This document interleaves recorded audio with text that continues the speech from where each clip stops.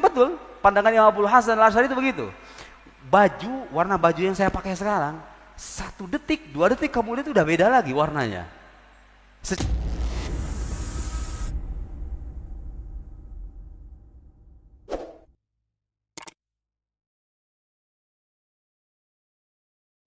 Terima kasih, luar biasa sekali kita mendapatkan beberapa teori baru yang menambah wawasan kita. Saya yakin dari teman-teman juga banyak ingin mengungkapkan pertanyaan-pertanyaan. Maka dari itu untuk sesi yang berikutnya yaitu tanya jawab. Namun sebelumnya untuk memberikan semangat lagi kita minta tepuk tangan lagi buat narasumber dan semuanya saja.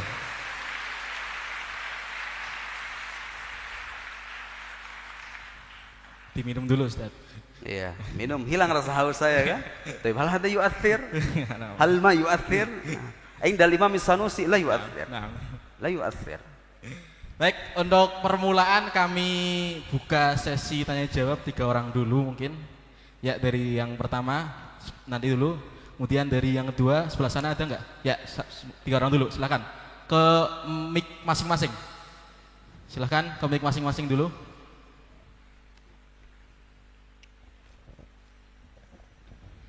Silakan kami tangkap 3 pertanyaan dulu mengenai tema pada malam hari ini. Monggo Ustaz. Assalamualaikum warahmatullahi wabarakatuh. Perkenalkan dulu Ustaz namanya. Satu, tes. Perkenalkan, nama saya Johan dari Desa Talang, desa sebelah. Saya dari luar, bukan santri sini. Pertanyaan saya ada 3. Yang pertama, Ustaz, kenapa ilmu tauhid disebut ilmu kalam? 1. Yang kedua, mohon penjelasan mengenai penjelasan yang esensial atau intinya inti perbedaan antara sifat ma'ani dan ma'nawiyah. Kenapa harus ada sifat ma'nawiyah? Bukankah ma'ani saja sudah cukup? Itu yang kedua. Yang ketiga, mohon komentari temuan apa yang saya pikirkan. Saya memikirkan dan menemukan bahwa wujud kita, wujud benda material itu sebenarnya terpotong-potong. Eksistensi kita sebenarnya cut eksisten, terpotong-potong. Maksudnya begini, kalau saya ngitung 1 sampai dengan 5 detik misalkan, 1, 2, 3, 4, 5, maka kita yang ada di posisi detik ketiga ini sebenarnya bukan kita yang ada yang tadi di detik kedua. Jadi kita selalu baru. Jadi wujud kita yang kelihatannya ada terus ini sebenarnya ada, tidak ada tiada, ada tiada, ada tiada. Seperti itu dalam milisecond, setiap kali selalu baru. Ini saya istilahi cut eksisten. Kenapa saya berpikir seperti ini? Karena satu benda pasti satu keterangan waktu. Sudah beda keterangan waktu, pasti beda benda. Jadi wujud kita selalu baru. Mohon pendapatnya Dat mengenai ini. Jadi begitu saya nemu seperti ini, kesimpulan seperti ini, saya berarti menyimpulkan juga bahwa peran Tuhan, peran Allah itu ya di setiap saat, bukan hanya di awal dulu waktu Big Bang atau apapun itu. Jadi peran Tuhan setiap saat. Gitu Dat, 3 pertanyaan dari saya. Terima kasih, mohon maaf. Assalamualaikum warahmatullahi wabarakatuh. Waalaikumsalam warahmatullahi wabarakatuh. Lanjut Ustaz, jawab dulu. Jawab aja dulu. Jawab. Ini dari pertanyaan dari santri luar nih Ustaz. Ya. Ada 3 pertanyaan mengenai perbedaan sifat ma'ani dan ma'nawiyah. Kemudian kenapa tauhid disebut ilmu kalam. Yang ketiga minta komentar penemuan beliau yang mengatakan wujud kita itu selalu baru setiap detiknya begitu. Baik. Itu 2 pertanyaan pertama bisa dijawab sama santri atau hidiyah. Betul nggak? Tapi nanya ke saya mau nggak mau saya jawab. Tapi bisa Pak, nanti ditanya sama santri ini. Udah melotok mereka semuanya, ya begituan. Okelah, saya jawab aja. Ilmu kalam itu dinamai ilmu kalam. Ada ilmu muhdas, gitu ya.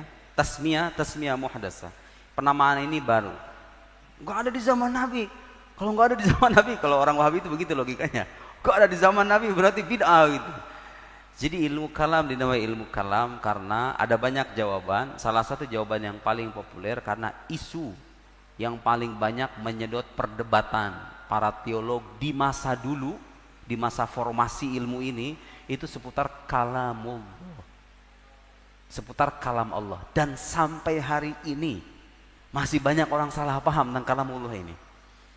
Disangkanya kalau Allah ngomong wa il qala rabbuka lil malaikati usjudu li Adam, usjudu li Adam. Mereka membayangkan Tuhan ngomong usjudu li Adam gitu. Salah. Al kalam laisa biharfin wala sautin wala lughah. Itu kan bahasa Ahlus Sunnah. Sampai sekarang itu persoalan penting banget tuh dibahas, tapi sayangnya kadang-kadang susah disederhanakan. Ada tuh Pak perdebatan saya dengan profesor yang dari Amerika seputar kalamullah itu. Itu ada di PTIK itu dulu seputar kalamullah. Di dulu debat, mereka udah debat sejak dulu seputar kalamullah. Namanya ilmu kalam. Ada lagi yang menjawab dinamai ilmu kalam karena karangan-karangan ulama terdahulu ketika mereka memulai pembahasan biasanya di awal dengan kata kalam.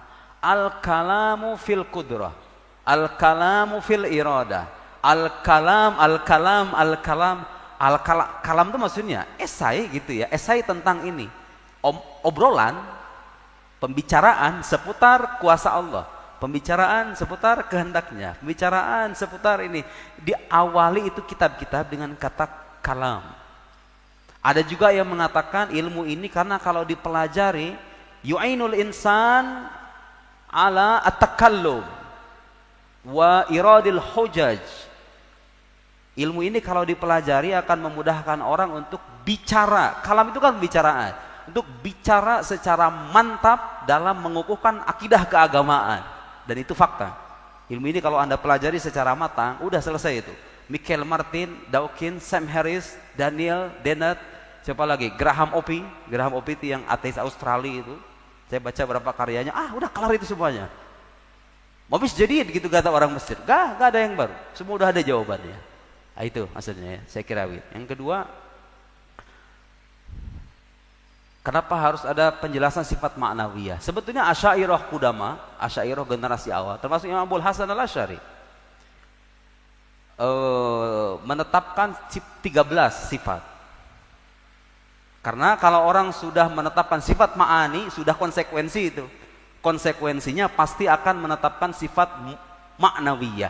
Jadi kalau boleh saya sederhanakan dengan bahasa yang lebih gampang, sifat ma'nawiyah itu bukan sifat tambahan, Pak. Dia hanya penguatan dari berlakunya sifat ma'ani bagi Allah Subhanahu wa taala. Kalau Allah dikatakan kuasa, ya dia maha kuasa dong. Kalau Allah dikatakan kalau dikatakan punya kehendak, ya dia maha berkehendak dong. Paham nggak maksudnya?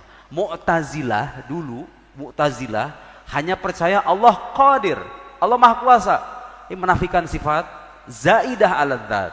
Gitu kan? Dikafirkan? Enggak. Karena ada qasim musytarak. Ada semen perekat antara kita dengan Mu'tazilah dengan kelompok yang lain bahwa Allah maha kuasa. Tapi apakah dia berkuasa dengan sifat kuasa yang zaidah ala dzat? Mereka menafikan, kita mengafirmasi.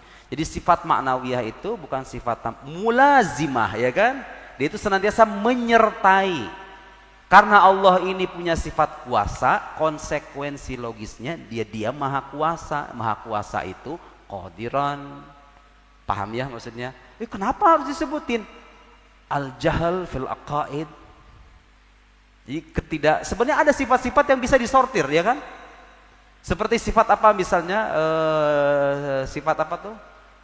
Sifat qiyamuhu binafsihi. Sebenarnya dengan sifat qidam Anda sudah selesai itu. Allah nggak butuh sama yang lain, ya kan? Tapi kenapa harus ditegaskan? Demi menutup rapat pintu kebodohan dalam agama. Supaya gini Pak, jangan sampai orang punya anggapan Allah punya kuasa ya. Ya udah selesai gitu. Tanpa menetapkan dia maha kuasa, paham nggak? Dikhawatirkan orang tidak padahal yang penting itu sifat ma'nawiyah itu yang penting itu yang menjadikan orang beriman apa kufur. Anda percaya nggak Tuhan maha kuasa? Allah qadir. Kalau Anda percaya sudah selesai, Anda mukmin gitu ya. Kalau Anda menafikan sifat ma'ani, Anda mubtadi'. Lasta kafiran lakinnaka mubtadi'. Gitu kan versi Ahlus Sunnah? Gitu ya. Ini supaya menutup rapat kecacatan dalam berkeyakinan, ditegaskan. Seperti sifat wajib bagi Rasul, Imam Sanusi dalam muqaddimat hanya menyebut satu sifat, betul nggak? Sifat amanah saja. Padahal kita ini sidq, tabligh, fatonah. Dalam Ummul Barahin tidak disebut sifat fatonah, ya kan? Betul nggak?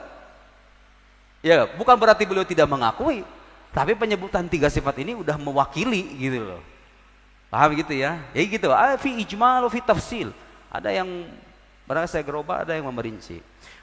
Yang terakhir itu Pak, itu pendapat Imam Abul Hasan Al-Asy'ari, al-arad la yabqa zamanain. Itu sesuai dengan yang Bapak sebut. Memang betul gitu.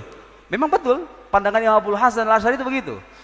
Baju, warna baju yang saya pakai sekarang, 1 detik, 2 detik kemudian itu udah beda lagi warnanya.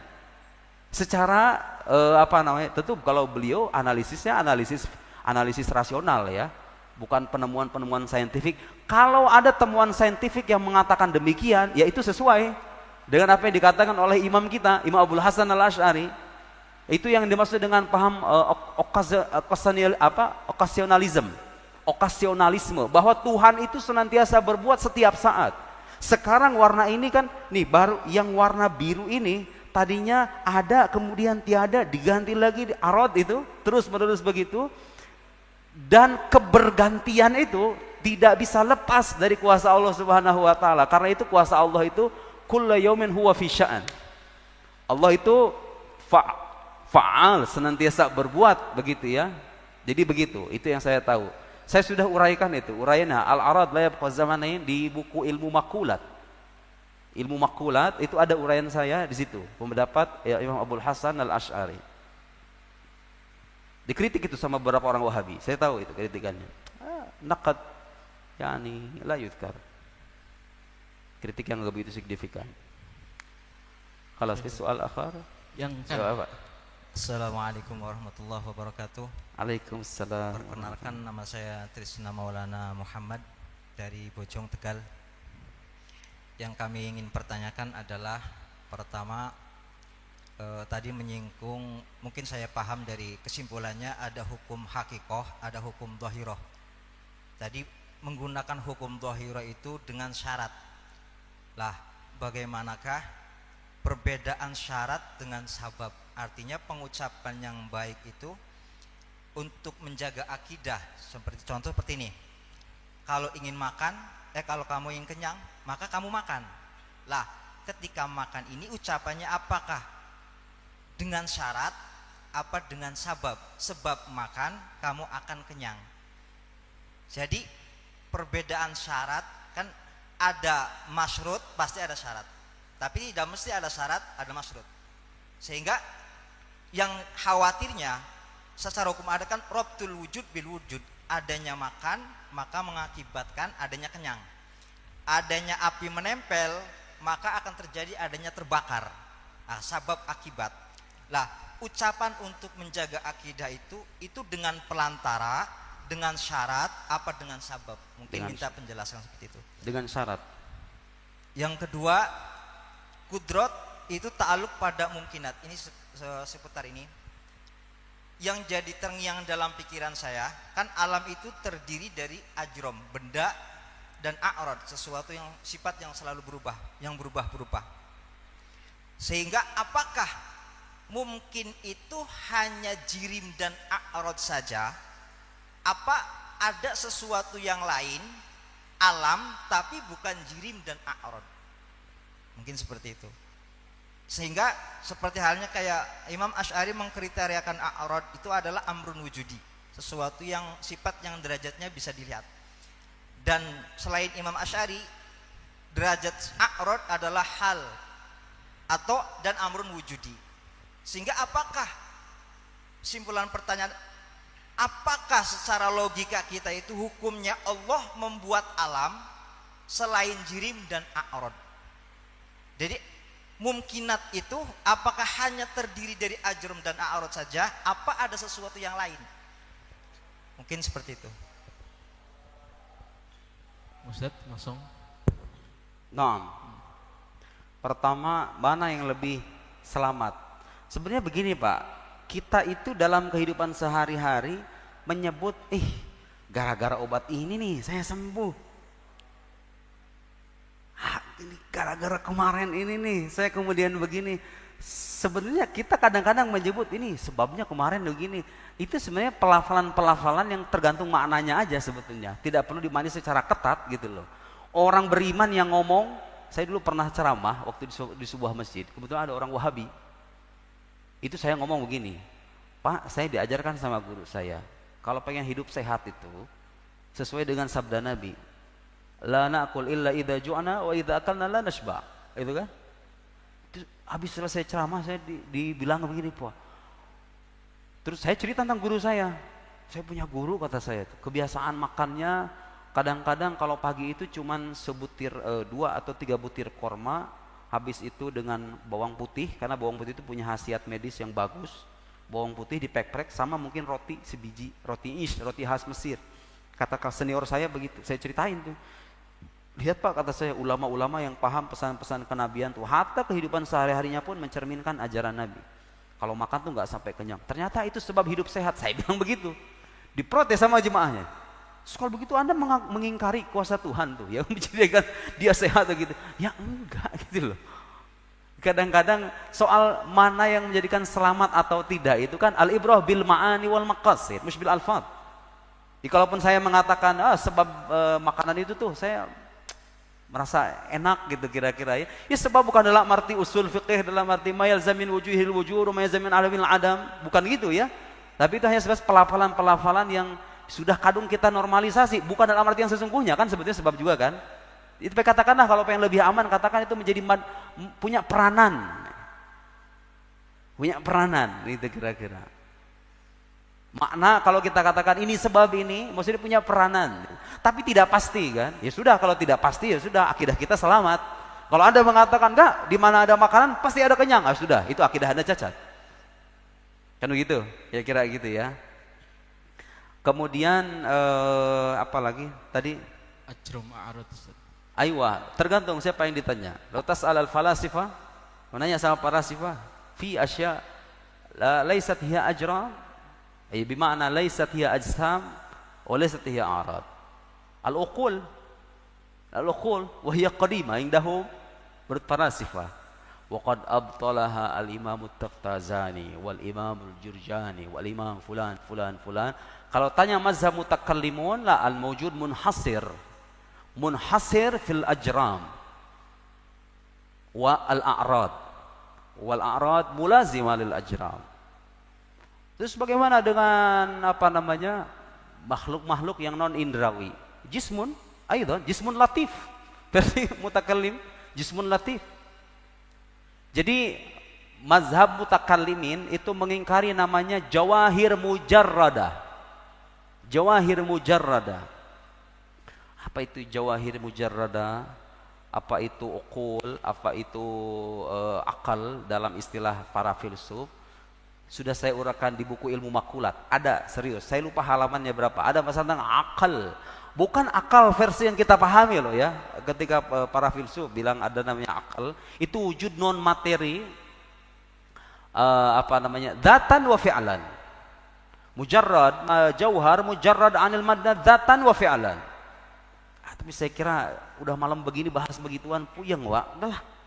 Kita ikut aja itu pendapat ulama Ahlussunnah yang menafikan itu. Jadi walhasil al-mawjud imma yakuna jirman wa imma yakuna aradan. Taib al-jiram yashmal al-jauhar al-farad wal jism. Gitu kan? Al-jiram a'am min al-jism. Kullu jismin jiram wa laysa kullu jiram jisman. Lian al-jiram yantabiq ala al-jauhar al-farad. Lana akhadha haizan min al-farad. Ya kan? Khalas, yani. Pertanyaan lain